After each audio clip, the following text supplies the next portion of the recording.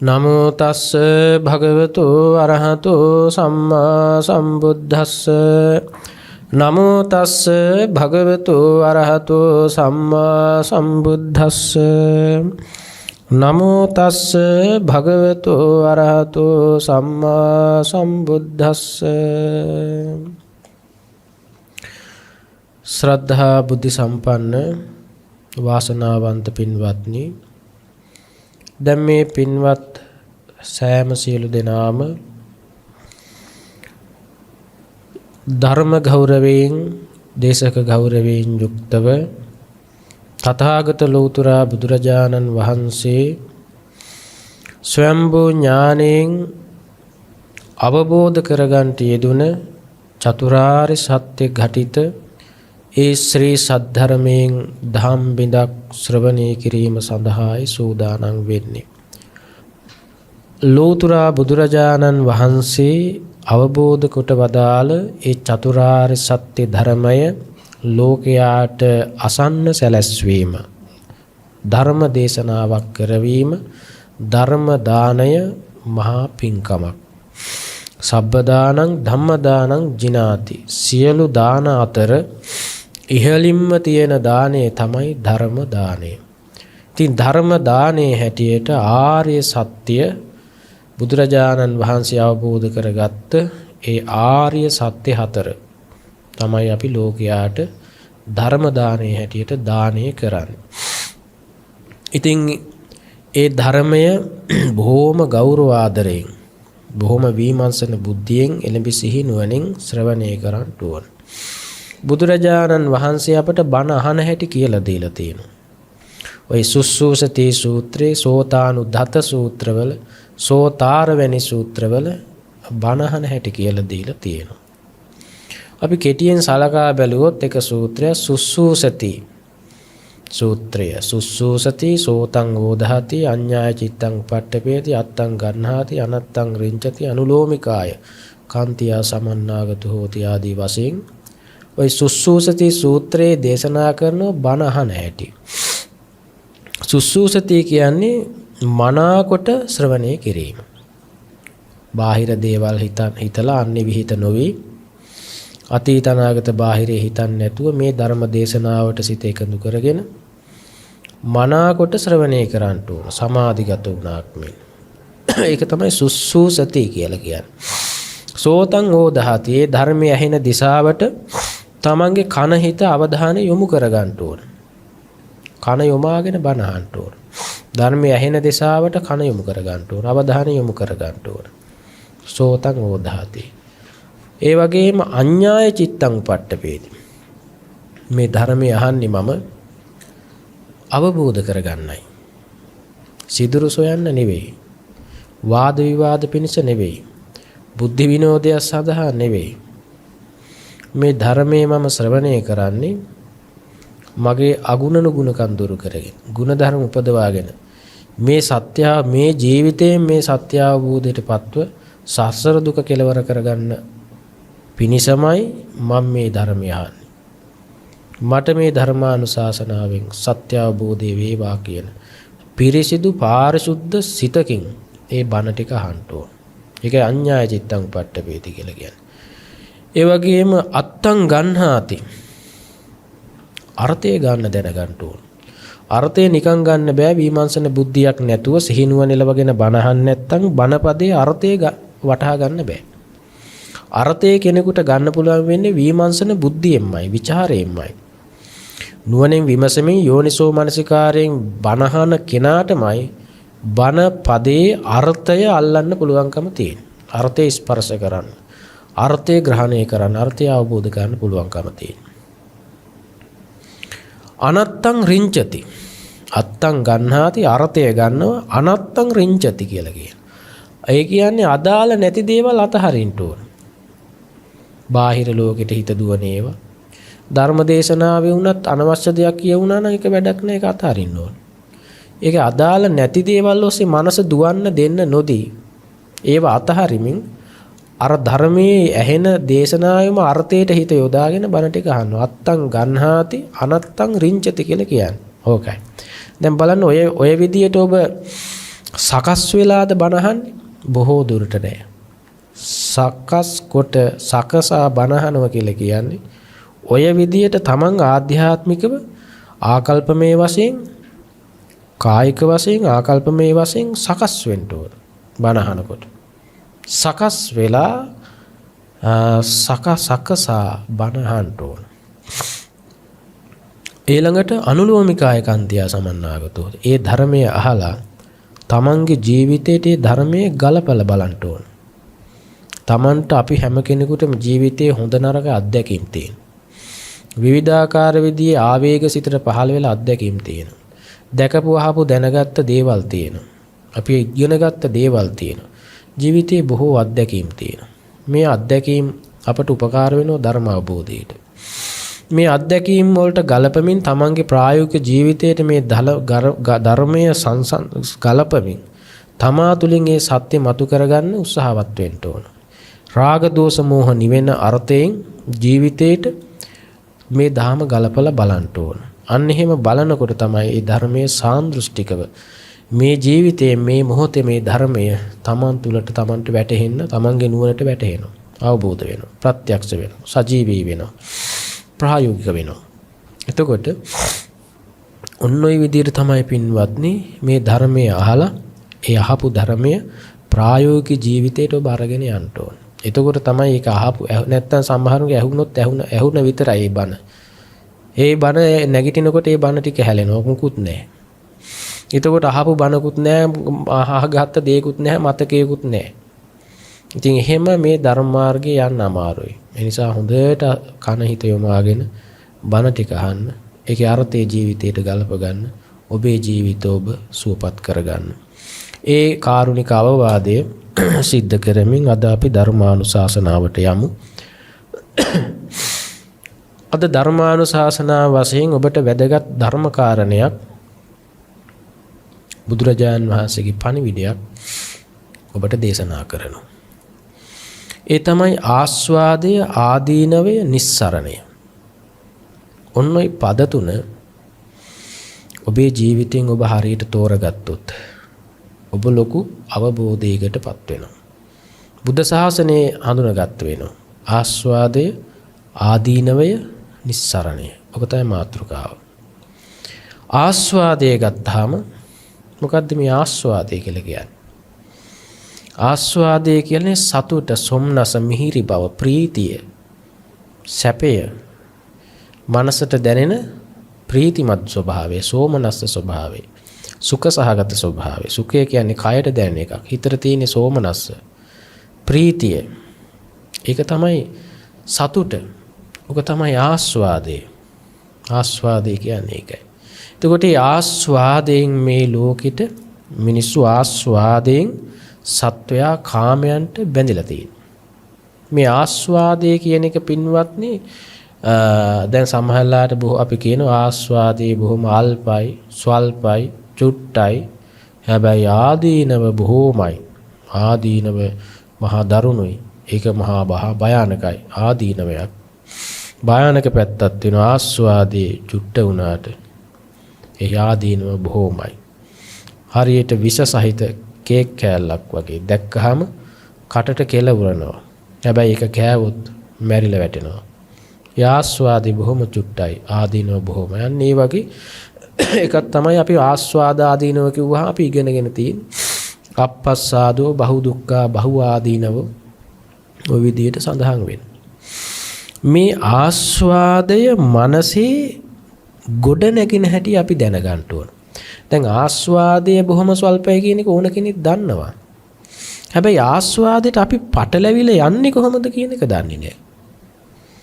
ආස්වාදය දැන් අපිට රූපාස්වාදය, ශබ්දාස්වාදය, ගන්ධාස්වාදය, රසාස්වාදය, පොට්ටබ්බාස්වාදය මනසට ඒ පංච කාමයන්ගෙන් ලැබෙන රූප බලලා හිතට ඇති වෙන සතුට. ශබ්දය ඇහුවාම දැන් සින්දු අහනකොට හිතට තියෙන සතුට. සොම්නස, ගන්ධ සුවඳ බලනවා දැන් පිච්ච මලක් කිමිනකොට හිත පිනා යන සතුට. හොඳ මිහිරි ආහාරයක් අපේ කටට වැටුනහම ඒ දිවට දැනුනහම ඒකේ තියෙන ආස්වාදය. කයට සුව පහසු ස්පර්ශයක් දැනුනහම කායට දැනෙන පහසුව, ප්‍රීතිය, සුඛය, ඒ තුලින් හිතේ ඇති වෙන සතුට සොම්නස තමයි ආස්වාදය කියලා කියන්නේ. අපි දන්නවා ඒ ආස්වාදයේ බොහොම චුට්ටයි කියලා. හැබැයි ආස්වාදයේ බොහොම චුට්ටයි කියලා දන්නවා. ඔබ ඉක්මනින් ඒක අතහැරෙනවා. ඒක ඉක්මනින් ආස්වාදයේ බොහොම අල්පයි, ස්වල්පයි, බොහොම කෙටි කියලා අපි දන්නවා. ඕන කෙනෙක් දන්නවා ඒක. අන්‍යාගමික කෙනෙක් උනත් දන්නවා. මේ ආස්වාදයේ බොහොම ශෙනිකයි කියන එක, බොහොම ශෙනිකයි කියන එක දන්නවා. නොදන්න කෙනෙක් නැහැ. අන්‍යාගමික කෙනෙක් උනත් දන්නවා. හැබැයි එකක් දන්නේ නැහැ. මේ ආස්වාදයේ මනසේ ගොඩ නැගෙන්නේ කොහොමද? ආස්වාදය බොහොම පොඩ්ඩ වුණාට ඒක සිතේ ගොඩ නැගිලා අපි ඒකට පටලැවිලා යන්නේ කොහොමද කියන එක බොහෝ අයට තේරුම් ගන්න අපහසුයි. ඒක තේරුම් ගත්තේ නැතොත් මේ ආස්වාදයට සිත ඇදිලා යන එක නවත්තන්න බෑ. මූල හේතුව දැනගන්න ඕන. මූල හේතු දැනගත්තේ නැත්නම් සිත ආස්වාදයෙන් රූපෙට පටලැවෙන එක නවත්තන්න බෑ. ශබ්දයේ මූල ආස්වාදයේ හැදෙන හැටි එතන නොදන්න කෙනාට ශබ්දයට ආස්වාදයෙන් පැටලෙන එක නවත්තන්න බෑ. ආස්වාදයේ පොඩ්ඩයි කියලා දැන හිටියත් ඒකට පටලැවෙන එක පටලැවෙනවා. මොකද ඒක යා දන්නේ නැහැ ඒක සකස් වෙන්නේ කොහොමද මනසේ. මනසේ ගොඩ නැගෙන්නේ කොහොමද කියලා දන්නේ නැහැ. මේ ආස්වාදය ගොඩ නැගිනකොට ගොඩ නැගින්නේ පින්වත්නි සංකල්පිතයක් එක්කයි. ඒ සංකල්පිතය අපේ මනසේ හැදෙන්නේ ඇත්ත නොපෙනීමත් එක්කයි. අවිද්‍යාවත් එක්ක. සියලුම ආස්වාදයන් සංකල්පිතයක් මත අවිද්‍යාවෙන් ගොඩනැගිච්ච සංකල්පිතයක් මත වින්දනය වීමක් සිද්ධ වෙන්නේ. අන්න ඒක තමයි එතන තියෙන ක්‍රියාවලිය. එතන හරියට තෝරගත්තේ නැතොත් මේ ආස්වාදයේ ඇති වෙලා නැති වෙලා යන එක බලලා නවත්තන්න බෑ. ආස්වාදයේ එන්නේ සංකල්පිතයක්. ඒකේ සංකල්පිතය ගොඩනගන්නේ විද්‍යාවෙන්. ඒකේ ඇත්ත දැක්කොත් පමණයි ඒකෙ මිදෙන්න පුළුවන්කම තියෙන්නේ. රූපේ ආස්වාදයක් තියෙනවා. හැබැයි තියෙන්නේ අවිද්‍යා භූමියේ. ශබ්දේ ආස්වාදයක් තියෙනවා. හැබැයි තියෙන්නේ අවිද්‍යා භූමියේ. ගන්ධේ රසේ පහසේ ආස්වාදයක් තියෙනවා. අවිද්‍යා සහගත සංකල්පිත විකෘති සංකල්පිතේකට ඒකේ ආස්වාදයේ තියෙන. විද්‍යාව පහල කරගත්ත කෙනෙකුට ඒ සංකල්පිතයේ බොරුවක් බව දැනගත්ත කෙනෙකුට ඔකේ ආස්වාදේ නැහැ. ආස්වාදයේ කෙනාට වෙනස් වෙනවා. ඒ කෙනත් වෙනස් වෙන්නේ එයා ඒ කෙරෙහි දරන සංකල්පිතය මතයි. දැන් අපි හිතමු කෙනෙක් රූපයකට රූපයෙන් සතුටු වෙන රූපයක් බලලා. දැන් අපි හිතමු ඒ රූපෙම තව කෙනෙකුට දුම්නස ඇති කරන්න පුළුවන්. එයාට ආස්වාදයෙන් එයාට තරහ යන්න පුළුවන්. ඒතකොට එකම රූපයකට කෙනෙකුට තරහ යනවා. තව කෙනෙකුට ආස්වාදයි ඒක. ඒකෙම අනිත් පැත්ත ගොඩනගෙන. අනිත් කෙනාට ඒක දෝමනස් වෙනවා, කෙනෙකුට සෝමනස් වෙනවා, කෙනෙකුට මධ්‍යස්ථ වෙන්න පුළුවන් ඒ රූපේ. දැන් රූපෙන් ආස්වාදය එනවනම් අර තුන් දෙනාටම එකම ආස්වාදේ සතුට සොම්නස එන්න එපායි. එහෙම එන්නේ නැහැ. ඇයි එහෙම එන්නේ නැත්තේ? එයා ඒ කෙරෙහි දරන සංකල්පිතය මතයි. ඒ සංකල්පිත සියල්ලම ගොඩ නැගුණේ අවිද්‍යාව මතයි. ඇත්ත නොපෙනීමත් එක්කයි. අන්නේ ක්‍රියාවලිය අල්ලගන්න බැරි වුණොත්, ස්පර්ශ කෙරුනේ නැතුත්, වටහා ගත්තේ නැතුත් මේ ආස්වාදයෙන් ගැලවෙන්න ආදීනවේ දකින්න බෑ. ඒක තේරුම් ගන්න නැතොත් එයාට ආදීනවේ දකින්න බෑ. ආදීනවේ නැතුව නිස්සාරණයක් නැහැ. මේ ආස්වාද ආදීනව නිස්සාරණ කියන්නේ මහා ගැඹුරු කතාවක්. ඒක දාර්ශනික කතාවක්. මේ බුද්ධ ශාසනයේ බුදුරජාණන් වහන්සේ හෝ උන්වහන්සේගේ ශ්‍රාවකත්වයට පත්වෙච්ච ශ්‍රාවකෙක් පමණයි ආස්වාද ආදීනව නිස්සාරණ පහදලා දෙන්න සමර්ථ වෙන්නේ. වෙන කිසිම ආගමික ශාස්ත්‍රවරයෙක් අන්‍ය ලබ්ධියක් විශ්වාස කරන කිසිම දාර්ශනිකයෙක්, කිසිම චින්තකයෙක්, කිසිම ලේඛකයෙක්, කිසිම පඬිවරයෙක් භාග්‍යවත් බුදුරජාණන් වහන්සේ වගේ උන්වහන්සේගේ ශ්‍රාවකෙක් වගේ ආස්වාදාදීනව පෙන්වන්න දක්ෂ නැහැ, ප්‍රතිබල නැහැ, සමර්ථ නැහැ. ඒක බුදුරජාන් වහන්සේගේ ධාමෙම සඳහන් වෙලා තියෙන දෙයක්. ඔබ ආස්වාද ආදීනව නිස්සරණ බුද්ධ ශාසනයෙන් පමණයි ඔබට හඳුනන්න පුළුවන්කම තියෙන්නේ. එතකොට ඒ ආස්වාදයේ දිහා බැලුවහම එක එක්කිනාට එක එක විදියට දැනෙන්නේ ඒක. දැන් ශබ්දය ගත්තහමත් එහෙමයි. හැම ශබ්දයේ ආස්වාදයේ ගොඩනැගෙන්නේ ශබ්දයේ යථා ස්වરૂපය ස්වභාවයෙන් නොයැටීමත් එක්ක ඒ කෙරෙහි සංකල්පිත රාගයක් ගොඩනැගෙන්නේ. ඒ සංකල්පිතයේ මත තමයි යාට ඒ පිළිබඳව සෝමනස්ස දෝමනස්ස උපේක්ෂා ගොඩනැගෙන්නේ. දැන් සමහර උදවිය පරණ සින්දු වලට ආසයි. අපි පරණ සින්දුවක් සමහරුන්ට අපි දැකලා තියෙනවා. අර අතීතේ කියවිච්ච පැරණි ගායකයන්ගේ සින්දු වලට බොහොම ඇලුම් කරන අය ඉන්නවා. එයාට ඒක ආස්වාදයි. පුදුම විදියට වින්දනයක් විඳිනවා. හැබැයි අර නවකයෙකුට සාමාන්‍යයෙන් මේ කාලේ තරුණයෙකුට ඒ සින්දු අහනකොට එයාට ඒකේ සතුටක් නැහැ. එයාට ඒක මිහිරක් නැහැ. ප්‍රීතියක් නැහැ. එයා ඒක ඉරෙහි දක්වන ආකල්පය. සමහර සින්දු අහන්න එච්චර හුරු වෙච්ච නැති කෙනෙකුට හැම සින්දුවම උපේක්ෂාසගතයි. එතකොට බලන්න එකම සින්දුව කෙනෙකුට සෝමනස්ස වුනෙත් කෙනෙකුට දෝමනස්ස වුණොත් කෙනෙකුට මධ්‍යස්ථ වුනේ කොහොමද? එයා ඒ සින්දු තුන කෙරෙහි මේ තුන් දෙනා දක්වපු ආකල්ප තුනක් නිසා. ඒ ආකල්පයේ මනසේ ගොඩ නැගුණේ කොහොමද? අන්න එතන තමයි මූලය අවිද්‍යාව සහගත බව නිසා. ආකල්ප තුනම වැරදි. ආකල්ප තුනෙන්ම සැප හෝ දුක හෝ සෝමනස් හෝ දෝමනස් හෝ මධ්‍යස්ථ හෝ වින්දනයක් ගොඩනැගේ ආකල්ප තුනෙන් ඒක ගොඩනැගුණේ. හැබැයි ඒක ඇත්ත නොපෙනීම නිසා. රහතන් වහන්සේට උතන විද්‍යාව පහල කරගත්ත කෙනෙකුට එයාටත් ඒ කෙරෙහිත් ওই තුනේ ඔයාට ওই තුනම ආකල්ප ගොඩනැගෙන්නේ නැති නිසා උපේක්ෂාවක් ආර්ය උපේක්ෂාවක් ගොඩනැගේ. අන්න ඒක පෙන්වන්නේ විකෘති මානසිකත්වය. අර විකෘති මානසිකත්වයේ අවිද්‍යාව භූමියේ තමයි ආස්වාදයේ තියෙන්නේ. විද්‍යා භූමියේ රහතන් වහන්සේ චලංග උපේක්ඛා ආස්වාදයෙන් සතුටු වෙන්නේ නැහැ. ආස්වාදයක් නැහැ. උන්වහන්සේට තියෙන නිරාමිස ආර්ය උපේක්ෂාවක්. ආර්ය උපේක්ෂාවක්. එතකොට ඒ ආර්ය උපේක්ෂාව තියෙනකොට එතකොට බුදුරජාන් වහන්සේ රස දැනෙන්නේ නැද්ද? ඒකේ ප්‍රීති ඒව දැනෙනවා. ඉන්ද්‍රියන්ට දැනෙන ඒ දේවල් දැන් උන්වහන්සේ වර්ණනා කළාත් තියෙනවා. හැබැයි ඒ කිරි තණ්හා දිට්ඨි මානයන්ගෙන් තොරවයි ඒක සිද්ධ වෙන්නේ. ඒ කෙරෙහි අපි වින්දනය කරනව නෙවෙයි. දැන් රහතන් දැන් මිහිරි අඹ ගෙඩියක් දෙනවා බුදුරජාන් වහන්සේට. බුදුරජාන් වහන්සේ අඹ වළඳනවා. වළඳලා උන්වහන්සේ යා බොහොම මිහිරි කියයි. ඒ අඹ ගෙඩියේ රස බොහොම මිහිරි කියයි. හැබැයි රස පිළිබඳව සංකල්පිත වශයෙන් සරාගීව බැඳීමක් උන්වහන්සේට නැහැ. රස තෘෂ්ණාවක් නැහැ. උපේක්ෂාව. හැබැයි රසයේ දැනෙනවා. දැනුණට රසයේ තැවරෙන්නේ නැහැ උන්වහන්සේ. ඒ තමයි උන්වහන්සේගේ අවබෝධය ආස්වාද. ඒක ගැඹුරු කතාවක්. එතකොට අපි ඒකනේ අපි ඕලාරික මට්ටමින් අපි මේ ආස්වාදයේ කියන එක අපේ මට්ටමින් අපි දකින්න උත්සාහවත් වෙන්න ඕනේ. එතකොට ගන්ධ සුවඳ ගැනත් එහෙමයි. රසය ගැනත් පහස ගැනත් මේ පංචකාමයන් කෙරෙහි ආස්වාදය සංකල්පිතවයි මනසේ හැදෙන්නේ කියන එකයි අපි තේරුම් ගන්න ඕනේ. දැන් රූපේ තුල ආස්වාද නැහැ ඇත්තනම. ශබ්ද තුල ආස්වාද නැහැ.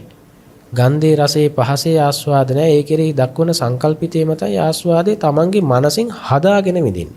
එතකොට රූපයෙන් ආස්වාද එනව නෙවෙයි. දැන් අපි හිතන්නේ අපිට මේ රූපෙන් තමයි මට මේ සතුට ප්‍රීතිය ගුණැල්ල දෙන්නේ. ප්‍රීතිය ඒක හැදෙන්නේ අර රූපේ බලනකොටයි. රූපෙන් එනවයි කියලා හිතෙන්නේ.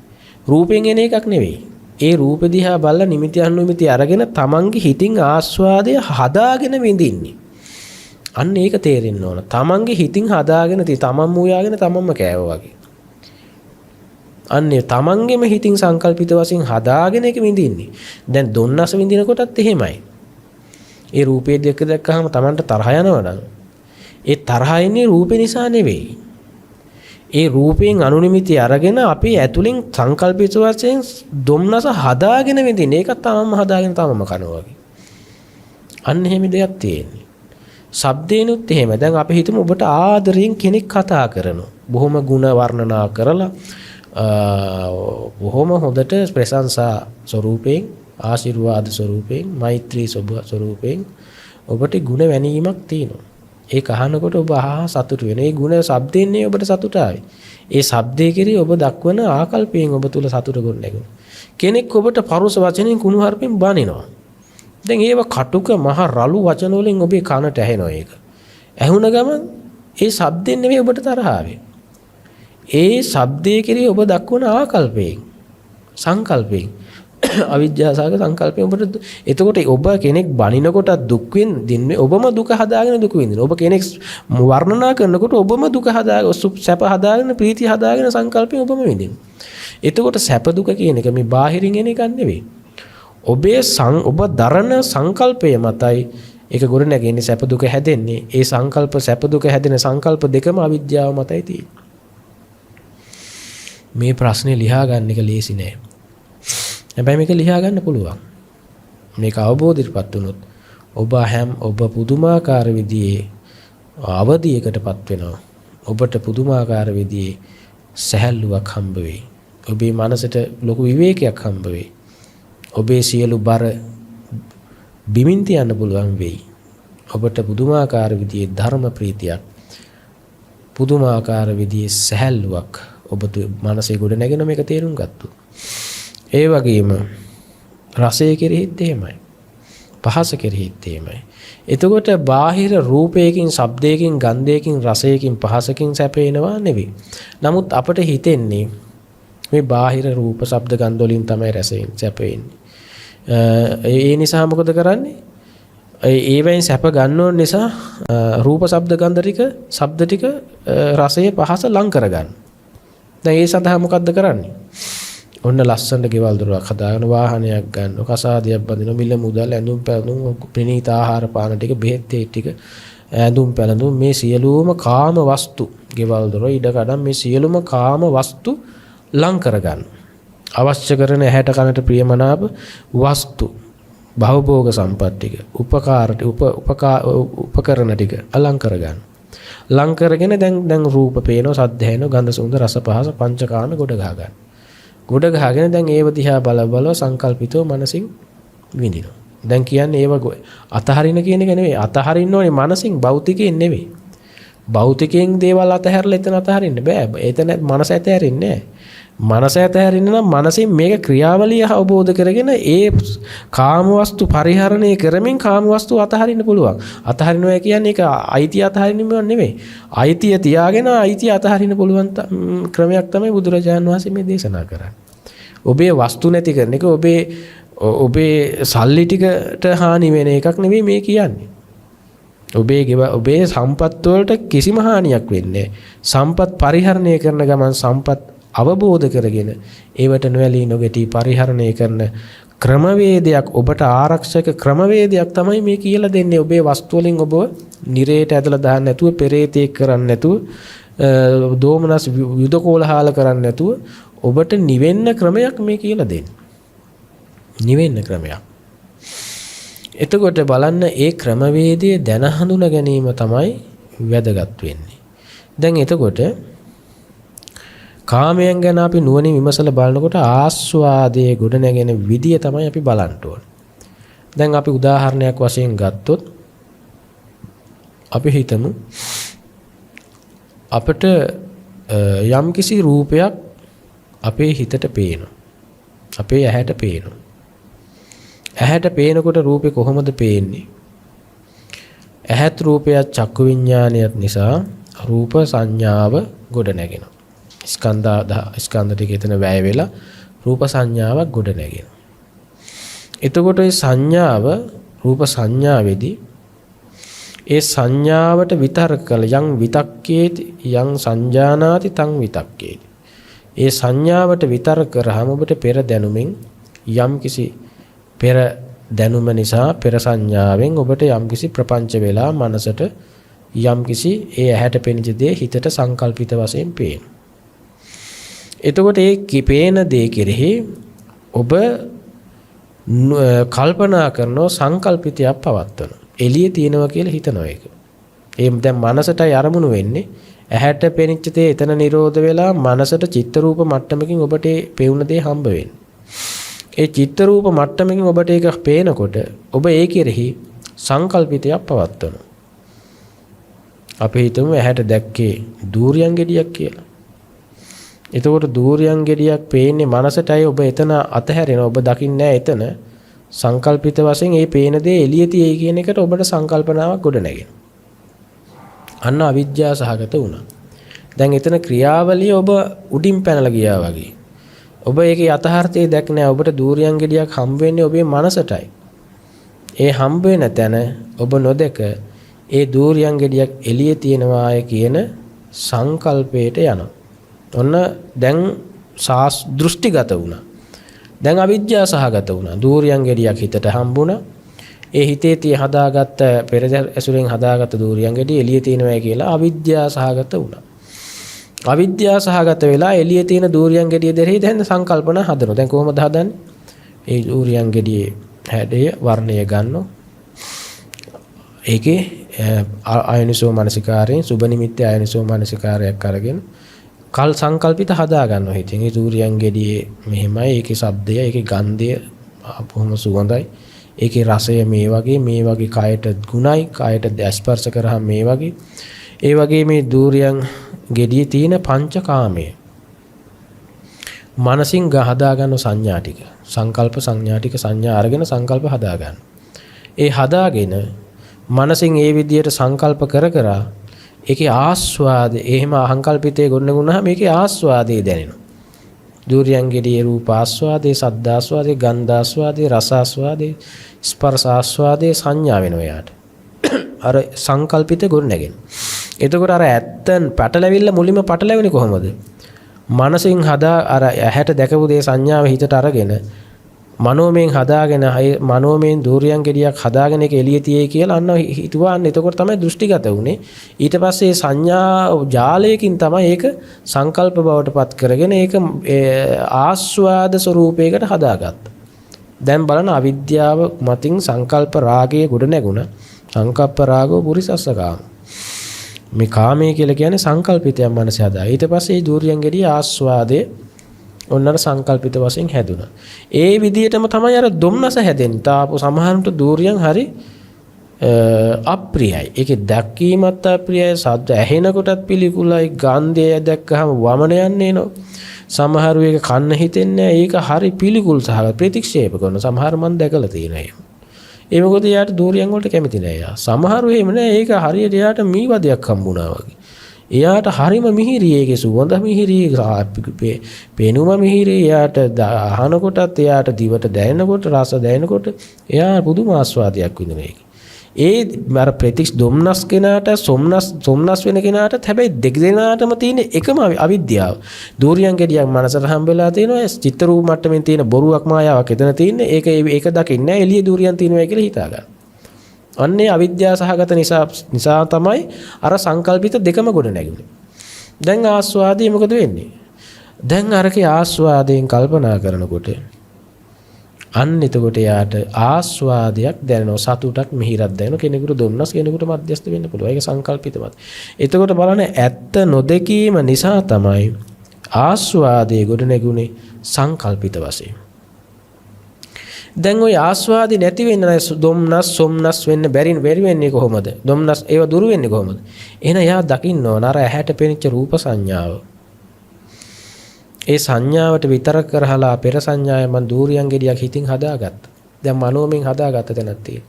මන ධම්ම පරිච්ඡ මනෝවිඤ්ඤාණ මට්ටමින් දූරියන් කියලා හිතේ දැන ගැනීම නාම රූපච්ඡය විඤ්ඤාණ. එතකොට දැන් නාම රූප තමයි චක්කුංච පරිච්ඡ රූපේජ උප්පය චක්කු විඤ්ඤාණ තින්න සංගති පස්සෝ කියන තැනට ආවට පස්සේ එතන නාම රූප ඇහත් රූපයත් රූපස්කන්ධයට යනවා.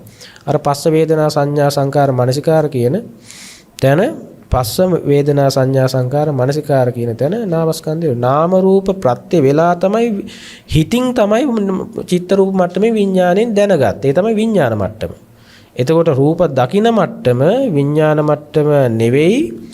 ඒ නාම රූප දෙක ප්‍රත්‍ය වෙලා තමයි විඤ්ඤාණය කියන මනසට දූරියන් ගෙඩිය චිත්ත රූප වශයෙන් හමුනේ නාම රූප පත්‍ය විඤ්ඤාණ. අන්න විඤ්ඤාණය ගොඩ නැගිච්ච තැන. දැන් විඤ්ඤාණ උනේ මනසින් දැනගන්න මට්ටමයි. ආයි විඤ්ඤාණ පත්‍ය නාම රූපං කියලා අනිත් පැත්තට ගොඩ නැගෙනවා. කන්‍යෝන ප්‍රත්‍ය වශයෙන් පවතින. ඒක වෙනම කතාවක්. එතකොට ඔතන දැන් විඥානය ගොඩ නැගුණේ අර චිත්ත රූප මට්ටමින් එතන එහෙම දෙයක් නෑ ඇත්තට. මනසේ ඒක බොරු රූපයක්. චිත්ත රූපය කියන්නේ ඇත්තක් නෙමෙයි විඥානයේ ලෝකෙ මැවිච්ච.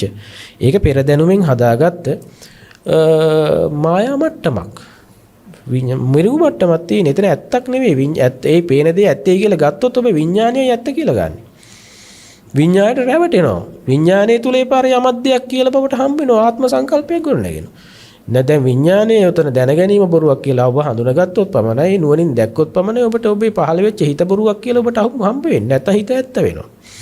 හිත ඇත්ත වුණොත් මේ process එක නතර වෙන්නේ නැහැ. දිගට පටිච්චසමුප්පන්න ක්‍රියාවලිය සිද්ධ වෙනවා අවිජ්ජා සාගතව. අවිජ්ජා නිරෝධ වෙනකොට එතන ඔබ අවිජ්ජා ඇත්ත දැක්කොත් උතන මායාවක් ගැටියට. මිනුගක් ගැටියට දැක්කොත් උතන ওই විඥානය කියන්නේ මායාකාරයක් කියලා. ඔබේ හිත ඔබට බොරුවක් වෙනකොට අන්න එතකොට ඒක එතන දැක්කොත් අර සංකල්පිත ගොඩ නගන්න පුළුවන්ද?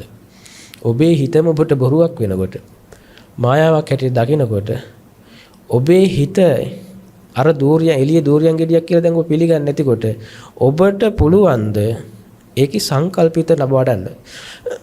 දෝමනස්සක වශයෙන් හරි දූර්යන් ගෙඩියක් ගැන හිතලා සංඥා අරගෙන සංඥා ජාලය පෙර සංඥාවෙන් ඇදගෙන පෙර අකුසල මල් පෙර ආශ්‍රව මල්ලෙන් ආශ්‍රව ඇදගෙන මතකයන් ඇදගෙන ඔබට සංඥා ගොඩනගන්න පුළුවන්ද? බෑ.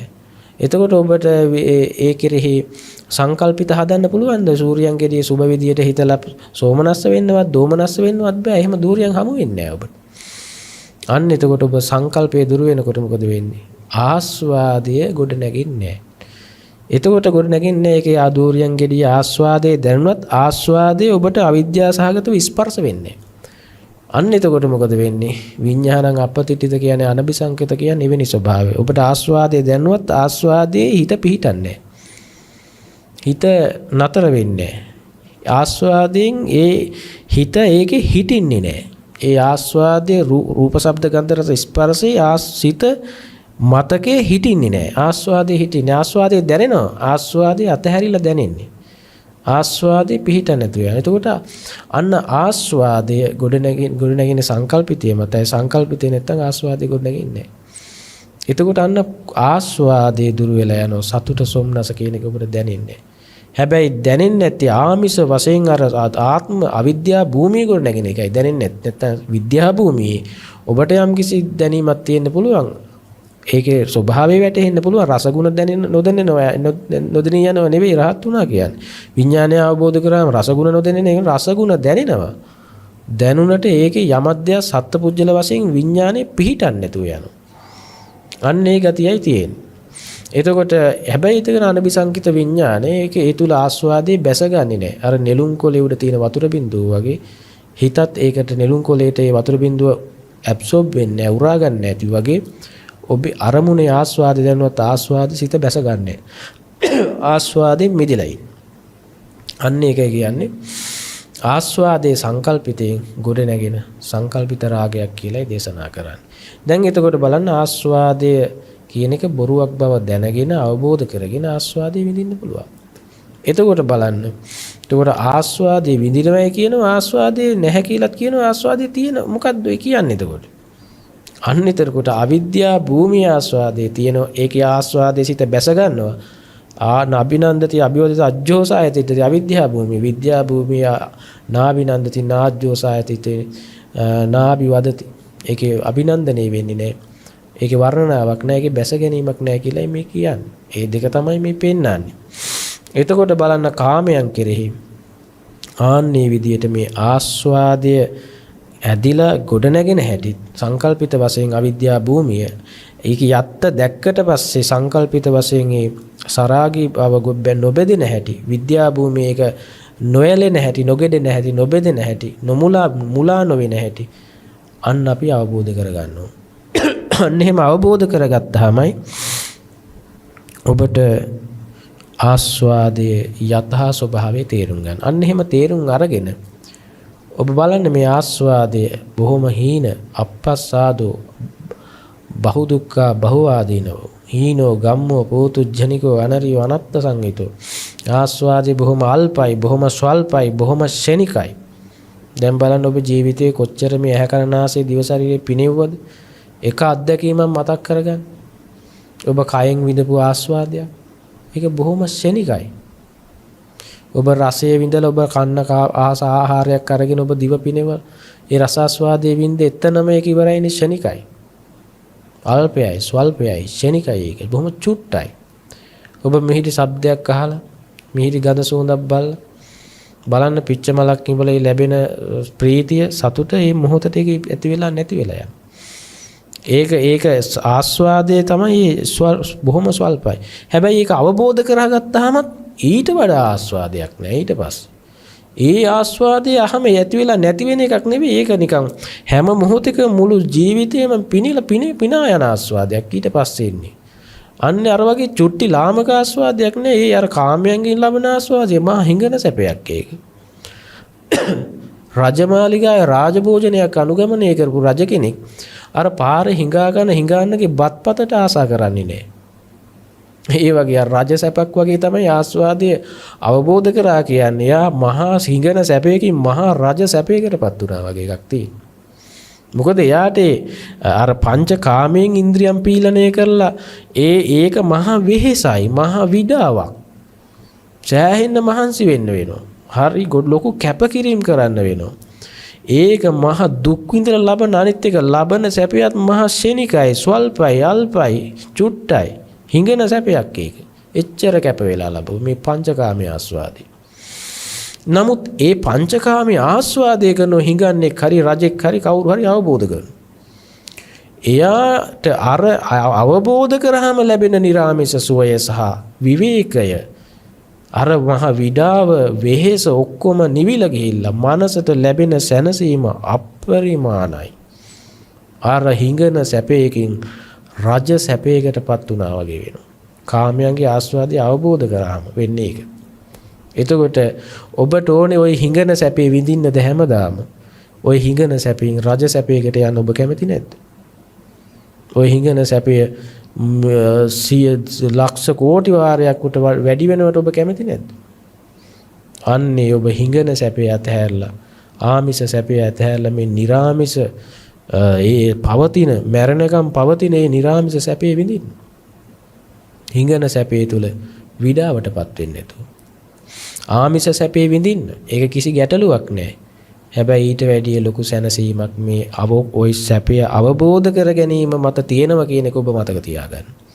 ආමිෂ සැපයට වඩා නිර්ආමිෂ සැපය 100,000 ගණනකින් ප්‍රණීතයි, ශ්‍රේෂ්ඨයි, ආස්වාදනීයයි. එතකොට එයින් ලැබෙන සතුට තමයි මේ ධර්ම සතුට ශාසනයේ තියෙන්නේ. ඒ නිසා මෙන්න මේ ආස්වාදය ඔබ අවබෝධ කරගන්න. මේක අවබෝධ කරන්න පුළුවන්. මේක අමාරු මේ පිළිකාවක් කියනව නෙමෙයි. මේක මේ දකින්න බැරි මේ අදුෂ්‍යමාන දෙයක් කියනව නෙමෙයි. මේක ජීවිතය තුළ මේක අවබෝධ කරලා ඒ සැනසීම උදා කරගන්න පුළුවන්. ඔබට ආමිෂ සැපක් තියෙනවා, එතකොට නිර්ආමිෂ සැපක් තියෙනවා. දෙකම භුක්ති විඳින්නකො. ඔබේ ආමිෂ සැප අපි මේ උදුර ගන්න දඟලනව නෙවෙයි. ඔබ ආමිෂ සැපේ හොඳට විඳින්න.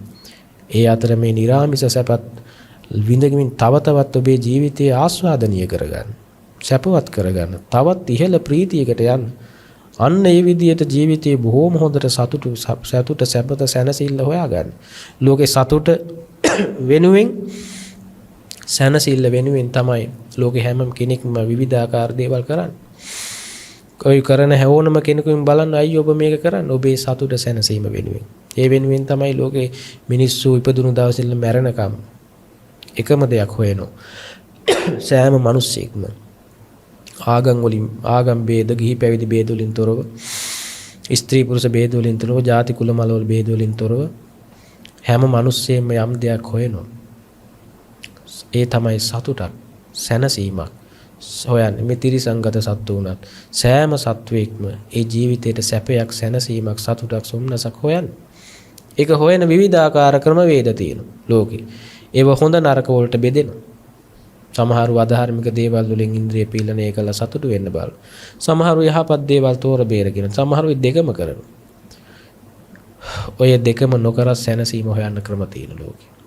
ඒ නිසා මේ ධර්මයේ ජීවිතේට සලසාගෙන ධර්මයේ තුලින් ලබන ඔබේ සැනසීම, ඔබේ කාම ඉන්ද්‍රිය පීලනයෙන් ලබන සැනසීම අහිමි වෙනව නෙවෙයි. මේක අවබෝධ වුණාම ඒ තුලත් ඊට වඩා ලොකු සැනසීමක් ඔබේ ජීවිතය තුළ ගොඩනගන්න මේක උදව් වෙනවා. ඒ නිසා කාමයන්ගේ ආස්වාදය අවබෝධ කරලම ඔබ ඒක බලන්න. ආස්වාදය අවබෝධ කරාම ඔබට ඒකේ තේරෙනවා ආස්වාදයේ බොහොම අල්පයි ස්වල්පයි කියලා. ඒක අර කාමයන්ගේ ආදීනවය ආස්වාදයේ දැකපු කෙනෙක් තමයි ආදීනවේ දකින්නේ. ආස්වාදයේ නොලබපු කෙනෙක් නොදකපු කෙනෙක් ආදීනවයක් දකින්නේ නැහැ පින්වත්. ඒ නිසා කාමයේ ආදීනවේ මොකද්ද? කාමයේ ආදීනවේ තමයි කාමයේ අනිත්‍යයි. කාමයේ දුකයි. කාමයේ හරි වෙහෙසයි. කාමයේ බොහොම අල්පයි. බහු දුක්ඛ බහු ආදීනව බොහොමයි. මෙලොව වශයෙන්ම කයට හිතට මහ විඩාවක් සැනසීමක් විඩාවක් වෙහෙසක් ඒකම ආදීනවයක්. අනිත් එකේ රැවටි නැවත ඒක ඕන වෙන ගතිය. ඒක මොනතරම් විඩාවක්ද? මේ හොඳට මේ රූප බලලා සතුට වෙනවා ඇති. ශබ්ද අහනවා තෘප්තිමත් වෙනවා. ගන්ධ සුවඳ දැනෙනවා රස බැනෙනවා පහස බලනවා පුළුවන් තරම්. අනේ ඒක ඒ මොහොතට එපා වෙනවා ඊට පස්සේ ආය ඕන වෙනවනේ. ආයි ඒක බලන්න හිතින් කයින් වචනෙන් කයින් විඳින්න හිතෙනවා. විඳින්න හිතෙනවා. මොන එතකොට මොකද වෙන්නේ? ආයි එපා වෙනවා ඕන වෙනවා එපා වෙනවා ඕන වෙනවා. නොහොම එකක් ඒක මහ විඩාවක්. මහාර උගුලකට හවුනා වගේ. තමන්ටම ඊට පස්සේ ඒ වෙනුවෙන් මහ විශාල කැපකිරීම කරන්න ඒක නඩත්තු කරන්න. ඒක පවත්වගෙන යන්න. ඊට පස්සේ මේ මහ උගුලකට අහු වෙන්නේ අන්තිමට. ආස්වාදයේ දැනෙනවා එපා වෙනවා ඕන වෙනවා එපා වෙනවා අන්න ඒ වගේ. එතකොට මහා උගුලකට අහු වෙනවා යා. මේ ආස්වාදයේ තේරුම් ගන්න නැතුණා. ඊට පස්සේ ආස්වාදය අවබෝධ කරොත් අර කියපු විදිහට සංකල්පිත ලෝකයක් තුළ ගොඩ නැගෙන බොරුවක් කියන එක ඔබ දැක්කොත් ඒක ආස්වාදي බොහොම අල්පයි ස්වල්පයි කියලා ඔබ දැක්කොත් ඒක බොහොම ශනිකයි කියලා ඔබ අවබෝධ කරොත් අනිත්‍යයි කියන එක ආදීනවේ ඔබට ඊට පස්සේ નિરાයාසයෙන් පේන්න ගන්න. ආස්වාදයේ දැක්ක කෙනා ආස්වාදයේ ස්වභාවයේ තේරුම් යනකොටම ආදීනවේ කියන එක අනිත් පැත්තෙන් වැටහෙනවා. ඒකම එනවා පෙරපසු නොවේ ආදීනවයක් දැනෙන්න ගන්න. මේකේ තියෙන මෙලොව වශයෙන් විඳවන්න තියෙන එක පරලොව වශයෙන් මේ මොකද්ද වෙන්නේ? මහා ආදීනවය භයානක තත්වයකට ජීවිතය ඇදගෙන යනවා. අනතුරු සහිතයි. මහ විඩාවක්, මහ වෙහෙසක්, මහ දුකක් විඳිනවා මේ කාමයන් බදාගෙන. අන්න එතකොට මොකද වෙන්නේ? මහා ආදීනවය එයාට පේන්න ගන්න. ඔය ආදීනව පෙන්නකොට තියෙනවා අර මස් කට්ටේ උපමාව. අර මස් කට්ටට බල්ල අවිද්‍යා සහගතව සංකල්පිතව එයා ඒ කට්ටේ ලේ මස් තියෙනවයි කියලා හිතාගෙන ඒ කට්ට කනවා හපනවා එයා අර ආස්වාදයෙන් එයාට ලොකු ආස්වාදයක් ඒක. අනේ උගේ බඩ පිරෙන්නෙත් නෑ. ඒ මස් කට්ටේ මස් නෑ. ලේ නෑ. ඌ ඒක හපලා අන්තිමට උගේ බඩ පිරෙන්නෙත් නෑ. ඌට වෙහෙසයි. ඌ ඒක අතහැරින්න නැතුව දිගට හපන්න ගත්තොත් ඌ මරණයටපත් වෙනවා. මරණීය සමාන වේදනාවකටපත් වෙනවා. එතකොට මස් කට්ට ඌ අතහැරින්නේ නැතුව එතකොට අන්න ඒක මහ වෙහෙසක් විඩාවක්. ওই කාය කනනාසේ දිව ශරීරය පිනවනවා කියන්නේ මේකේ පිනවල තෘප්තියක් ලබන්න පුළුවන් එකක් නෙවෙයි. තෘප්තියක් ලබන්න බෑ. අතෘප්ති කරයි. ඒ නිසා තමයි ඒක අවබෝධ කරන්නේ මස් කට්ටක් ලෙව කන බල්ලෙක් වගේ කොයිතරම් මේ කාමයන් පංචේන්ද්‍රියයන්ගෙන් ලෙව කෑවත් කවදාවත් ආසාවන් අවසන් කරලා විඳලා අවසන් කරන්න පුළුවන් කමක් නෑ. ඒක විඩාවක් වෙහසක්. කාමයන් අවබෝධ කළොත් ආස්වාදයේ අවබෝධ කිරීමෙන් තොරව ආස්වාදයේ අතහරින්න ක්‍රමවේදයක් ලෝකේ නෑ. ඕක සරියුත් මහරහතන් වහන්සේ දේශනා කරන දවසක තැනක කාමයන් ඉතින් ওই ගැට ගැහිල්ල නතර වෙන්න ඉතින් ඕක අවබෝධ වෙන්නම ඕන. අවබෝධ වෙන්නේ නැතුව ওই ප්‍රශ්නේ ලිහෙන්නේ නෑ. ඒ නිසා අවබෝධ වුණ දවසකට ඔබට ওই ප්‍රශ්නේ විසඳෙයි කියන එක තැනක සරියුත් මහරහතන් වහන්සේ සඳහන් කරනවා. කාමයන්ගෙන් නිදහස් වෙන්න නම් කාමයන්ගේ ආස්වාදය ඔබ අවබෝධ කරගන්න ඕන. ඉතින් අපි අපේ වචනේ ආරම්භයක් කරමින් අපි මේක ඉදිරිපත් කරන ඔබ ඒක තේරුම් ගන්න. මේ වචන වල එල්ලෙන්න එපා. මේකේ ඔබේ හරය ඔබේ ජීවිතයට ඔබ ගලපලා බලන්න. ආස්වාදය ඔබ තුලින් අවබෝධ කරගන්න පුළුවන්ද කියලා. දැන් ලෝකේ මහා ධනවත්තු ඉන්නවා. නමුත් ඒ අය ආස්වාදය අවබෝධ කරලා නැහැ. එතකොට ආස්වාදේ අපි ලෝකේ හැම රූපයක්ම බලලා තියෙන හැම ශබ්දයක්ම හැම ගන්ධයක්ම හැම රසයක්ම හැම පහසක්ම බැලුවා ජීවිතේ හොඳට විඳෙව්වා. හැබැයි ඒගොල්ලෝ ආස්වාදය අවබෝධ කළාද? ආස්වාදය අවබෝධ කළා නැහැ. ආදීනවේ දැක්කද? ඒ සාපේක්ෂ නුවණකින් සාපේක්ෂ දැනුමකින් ඒගොල්ලෝ කියයි අපි ජීවිතේ හොඳට විඳා කියලා.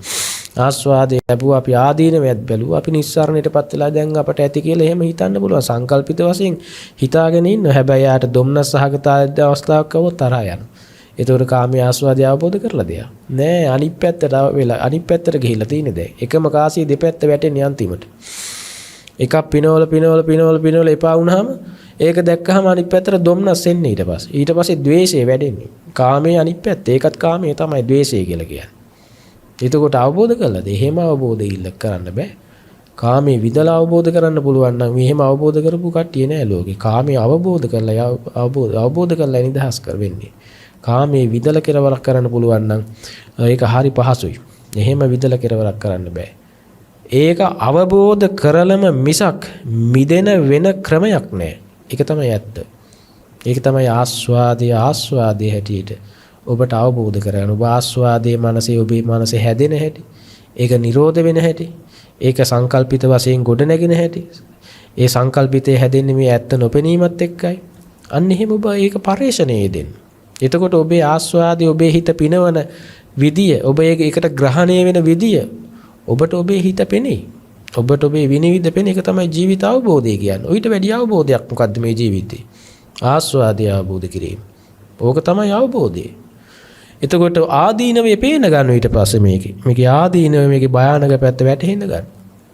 අන්න එතකොට ඔබ ආස්වාදයේ දැකලා ආදීනවේ දැක්කහම ඔබේ හිතේකට නැමෙන්නේ නැහැ, වටිනාකමක් දැනෙන්නේ නැහැ.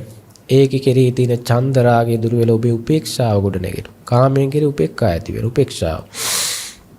උපේක්ෂාවෙන් නොයලුණු සිතින්, නොගෙටුණු සිතින්, මුලා නොවුණු සිතින් කාමයන් පරිහරණය කරන්න පුළුවන්. එතකොට ඔබ කාමයේ තැවරිලා නැහැ. ඒ ආස්වාදයේ ඔබ අමුතු සැනසී අමුතු ප්‍රීතියක් ඔබට නැහැ. ඔබට ඊට වැඩි නිරාමිස ප්‍රීතියක ඉඳගෙන ඔබ ඒක පරිහරණය කරන්න. අර ඕලාරික රළු ප්‍රීතිය අභිබවා ප්‍රනීත ප්‍රීතියකට අවදි වෙලා ඔබ ඒක පරිහරණය කරනවා. ඔබට ඒක 100,000 ගුණෙන් කාමයේ ආස්වාදයක් දැනෙනවා. ප්‍රියර නිරාමිස සැනසීමේක අභිබවා යන්න දැනෙනවා. ඒ නිසා කාමයේ ආස්වාදය අවබෝධ කරාම ඔබේ සතුට සැනසීම නැති වෙනව නෙවෙයි. තීන සතුට සැනසීම 100,000 ගුණයකින් වැඩෙන වර්ධනය වෙන මේක කියන එකයි මේ කියන්නේ. ඒක ඇත්ත දැක්කහම දැක්කහම කාමයන් අතහැරලා අනේ අපොයි තීන සැපත් නැති වුණා මහ විනාශයක් නෙමෙයි උනේ කියලා එහෙම එකක් වෙන්නේ නැහැ. තීන සැපට වඩා අර හිඟන සැපයක් විඳපු කෙනෙකුට රජ සැප හම්බුණා වගේ තමයි අවබෝධ කරාම වෙන්නේ. අන්න ඒකෙන් හිතා ගන්න ධර්ම අවබෝධයට කාමයේ ආස්වාද ආදීනවේ නිස්සරණයටපත් වෙනවා. ඔබ නොයලුණු සිතටපත් වෙනවා. ඒ ආස්වාදයේ දැකපු කෙනා ආදීනවේ දැකපු කෙනා දෙකම දැකපු කෙනාට ඒ කාමයෙන් කෙරේ කලකිරිලා අවබෝධ ඥාණයෙන් කලකිරිලා ඒ කාමයන් කෙරේ නොයලුණු ස්වභාවයට මනසපත් වෙනවා. ඒ නොයලෙනකොට ඔබේ මනස විඩාවටපත් වෙන්නේ, වෙහෙසටපත් වෙන්නේ, පුදුමාකාර සිතේ සමබරතාවයක්, කායික මානසික ප්‍රීතියක් නිරන්තරයෙන් පවතිනවා. අර ඉන්ද්‍රිය පීලණයෙන් ලබන මේ මොහොතේ ලබන ආස්වාදය විතරක් නෙවෙයි, වගේ එකක් නෙවෙයි. ඒ ආස්වාදයේ ජීවිතාන්තය දක්වා තියෙනවා. එතකොට ඔබට මොහොතට හිත ඉන්ද්‍රියම් පීලණය කරගෙන ලාමක සතුටක් ලබන්නද ඔබ කැමති මුළු ජීවිතේ මේ සතුටේ විදියට තියෙනවා නම්, ජීවිතේ මේ සතුට විඳින්න තියෙනවා නම් කොයිතරම් දෙයක්ද? අන්න එහෙනම් කාමයේ ආස්වාදය අවබෝධ කරගන්න. ආදීනවය අවබෝධ කරගන්න. අවබෝධ කරාම ඔබේ මනස නිස්සරණයටපත් වෙනවා. ඕකනේ ජීවිත අවබෝධය කියන්නේ. ඕක තමයි ජීවිතයේ යථාර්ථය. කාමයේ ආස්වාදය ආදීනව නිස්සරණය දන්නවනම්, කාමයේ ඇති වෙන නැති වෙන හැටි දන්නවනම්, අන්න ඒක තමයි මේ ජීවිතයේ ලබන උත්තරීතර අවබෝධය. ඒක තමයි බුද්ධ ශාසනය. ඒක තමයි බුදුරජාණන් වහන්සේගේ පණිවිඩය. ඒ පණිවිඩය ඔබට අපිට මේ අපේ අවස්ථාවේ හැටියට, කාල වේලාවේ හැටියට අපි ඉදිරිපත් කරන්නේ. ඉතින් ඒක ඔබ තුලින් මේ පණිවිඩය අහගෙන ඔබ තුලින් ඔබේ කාමයේ ආස්වාදයේ ආදීනවේ නිස්සරණය තමා තුලින් අවබෝධ කරගන්න. ඒ අවබෝධ කරගත්තේ ඔබ බුදුරජාණන් වහන්සේගේ මහා ශ්‍රේෂ්ඨ පණිවිඩයයි. ඒ තුලින් ඔබට ජීවිත අවබෝධයක් ලැබෙනවා. සියලු ප්‍රශ්න ගැටලු निराකරණය වෙනවා. ඔබට මේ සද්ධර්මයේ මේ ගෞතම බුදුසසුනේම කාස්වාදේ ආදීනවේ නිස්සරණය කියන මේ වචන තුන අවබෝධ කරගත්තොත් ඔබේ ජීවිතයට ලෝතුරු ධර්මය අවබෝධ වුණා වෙනවා.